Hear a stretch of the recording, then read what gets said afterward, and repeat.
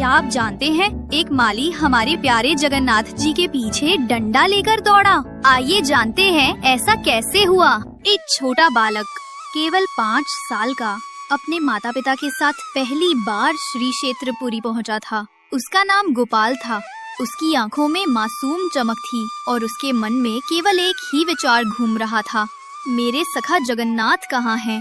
मैं उनसे मिलने आया हूँ। वो मुझसे मिलेंगे, मेरे साथ खेलेंगे। रास्ते भर वो यही कहता आया था, माँ मेरे सखा जगन्नाथ मंदिर से बाहर आएंगे ना? वो मेरे साथ खेलेंगे ना? माँ मुस्कुराकर कहती, बेटा भगवान मंदिर में रहते हैं, सबको आशीर्वाद देते हैं, वो बाहर नहीं आते। लेकिन गोपाल का बालमन मानने वाला नहीं था। उसे विश्वास था कि उसका सखा जगन्नाथ उससे जरूर मिलने आएगा। जब वो पहली बार जगन्नाथ मंदिर पहुंचा, तो वो भक्तों की भीड़ के बीच खड़ा होकर ऊपर देखने लगा। विशाल रत्न सिंहासन पर बैठे श्री जगन्नाथ, बलभद्र और सुभद्रा के दर्शन करते ही उसकी आंखें भर आईं। वो हाथ जोड़कर बोला, सखा मैं आ गया हूँ, अब बाहर आ जाओ ना, मेरे साथ खेलो। उसके आसपास खड़े लोग मुस्कुरा रहे थे। कोई बोला, अरे बच्चा तो बड़ा प्यारा है, देखो भगवान को सखा बुला रहा है। लेकिन गोपाल को किसी की परवाह नहीं थी। वो द्वार के पास बैठ गया और बोला, जब तक मेरे सखा नहीं आएंगे मैं यहीं बैठा रहूंगा। शाम ढल गई, दीपक जलने लगे, पुरी की गलियां सुनहरी रोशनी में डूब गईं। लेकिन वो छोटा बालक अब भी मंदिर के बाहर बैठा था। माता पिता ने बहुत समझाया, चलो बेटा मंदिर बंद हो जाएगा, कल फिर आना। पर गोपाल ने सिर हिलाकर कहा, नहीं, सखा ने कहा था वो आएंगे, मैं यहीं रहूंगा। उसकी आंखों में अब आंसू झिलमिला रहे थे।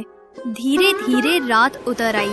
समुद्र की लहरों की आवाज और मंदिर की घंटियों का नाद एक साथ गूंजने लगा। तभी अचानक मंदिर के भीतर से एक मधुर ध्वनि उठी। वातावरण में चंदन और तुलसी की गंध फैल गई। गोपाल ने सिर उठाया तो देखा मंदिर के भीतर से एक दिव्य प्रकाश निकल रहा है।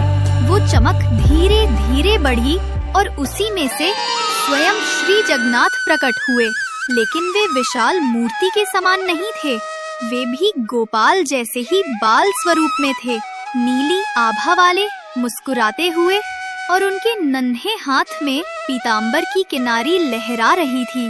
वे आगे बढ़े, गोपाल का हाथ पकड़ा और बोले, चल सखा, बहुत देर से बुला रहा है, अब खेलते हैं। गोपाल की आंखें चौड़ी हो गईं, उसका चेहरा खिल उठा। आप सच में आ गए सखा, सब कहते थे आप बाहर नहीं आते। जगन्नाथ मुस्कुराए। जिसका प्रेम सच्चा हो उसे जगन्नाथ कभी इनकार नहीं करते। दोनों ने हाथ में हाथ डालकर मंदिर के सिंहद्वार से बाहर कदम रखा। रात का समय था, चांदनी चमक रही थी, गलियों में दीपक टिमटिमा रहे थे। वे दोनों खेलते हंसते नगर के बाहर खेतों की ओर चले गए। वहाँ एक बड़ा कटहल का पेड़ था, जिस पर भारी भारी फल झूल रहे थे। गोपाल बोला, सखा ये फल कितने बड़े हैं, खाएं? श्री जगन्नाथ ने आंख मारी और हंसते हुए बोले, तो चल चोरी करते हैं। दोनों धीरे धीरे पेड़ के पास पहुँचे। गोपाल नीचे खड़ा रहा और जगन्नाथ बाल स्वरूप में पेड़ पर चढ़ गए। एक कटहल तोड़ा, नीचे गिराया और दोनों जोर जोर से हंसने लगे।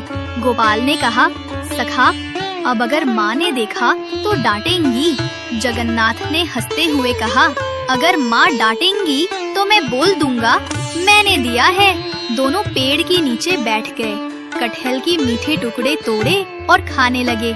गोपाल के होठों पर रस लग गया तो जगन्नाथ ने अपनी छोटी उंगली से पोंछ दिया। उस पल में मानो समय थम गया। केवल बालक और भगवान दोनों के बीच असीम स्नेह बह रहा था। तभी उस बगीचे का माली उन्हें देख लेता है और डंडा लेकर उनके पीछे पड़ जाता है। वो दोनों भागकर वापस पुरी मंदिर आ जाते हैं। धीरे धीरे रात बीत गई। जब सुबह की किरणें मंदिर की चोटी पर पड़ी, तब पुजारी मंदिर खोलने आए।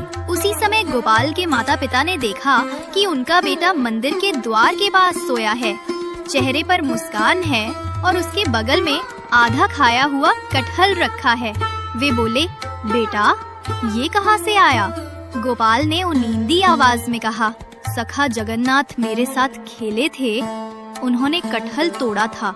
माँ ने कहा, बेटा तुमने सपना देखा होगा।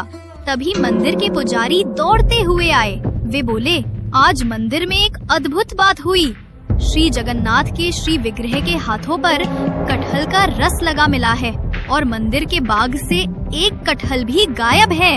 सब लोग चकित रह गए। गोपाल मुस्कुराया और मंदिर की दिशा में देखा, जैसे कोई अदृश्य सखा वहीं खड़ा मुस्कुरा रहा हो। जिसका प्रेम बालक जैसा निर्मल हो, उससे स्वयं जगन्नाथ सखा बनकर मिलने आते हैं।